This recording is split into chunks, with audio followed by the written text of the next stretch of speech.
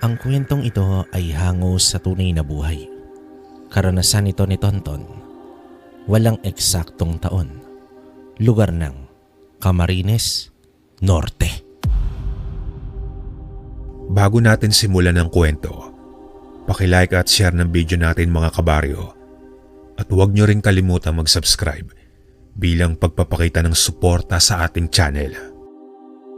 Itinuring na himala ang pagdating sa buhay nila Marites at Policarpio, ang anak nilang si Tonton, dahil mahigit 40 anyos na nang nagbuntis itong si Marites. Buong akala niya ay hindi na sila magkakaroon pa ng anak. Lubos ang kanilang kaligayahan nang ipinanganak na itong si Tonton. Isang mangingisda ang ama ni Tonton habang gumagawa at nagtitinda ng kandila ang kanyang ina. Isang payak na pamumuhay ngunit masaya. Sa murang edad ni Tonton ay nais na nitong mangisda kasama naman ang kanyang ama, subalit hanggang dalampasigan na lamang siya.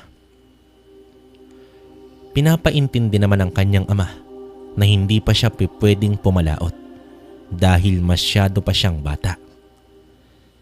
Kaya naman naging kontento na lamang siya na hanggang dalampasigan na lamang.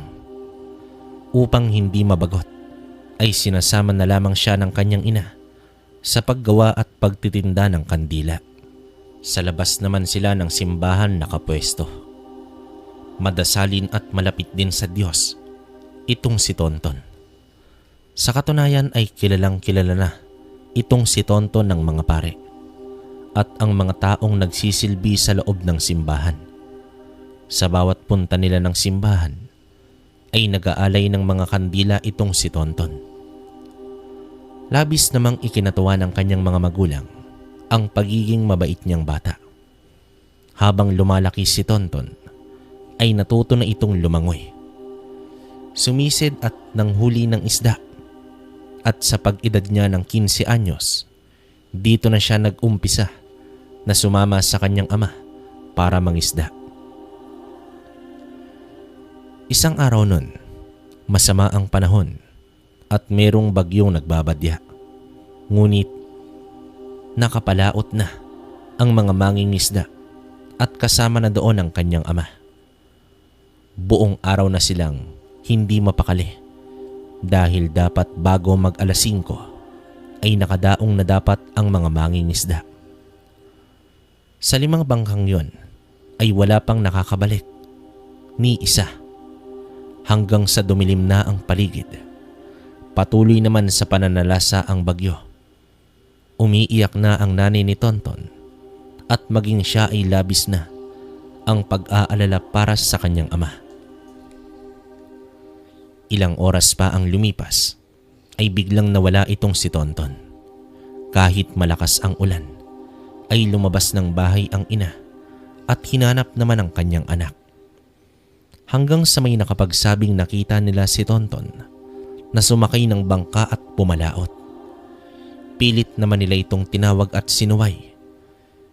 Ngunit gawa na rin na sa lakas ng ulan ay tila hindi sila narinig ni Tonton. Dito na halos himatayin itong si Marites sa labis na pag-aalala.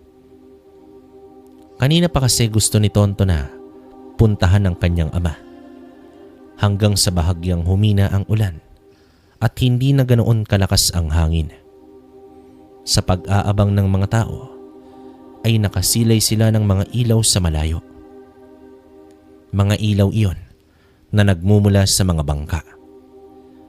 Laking pasalamat naman ng mga tao dahil nakabalik na ang mga mangingisda.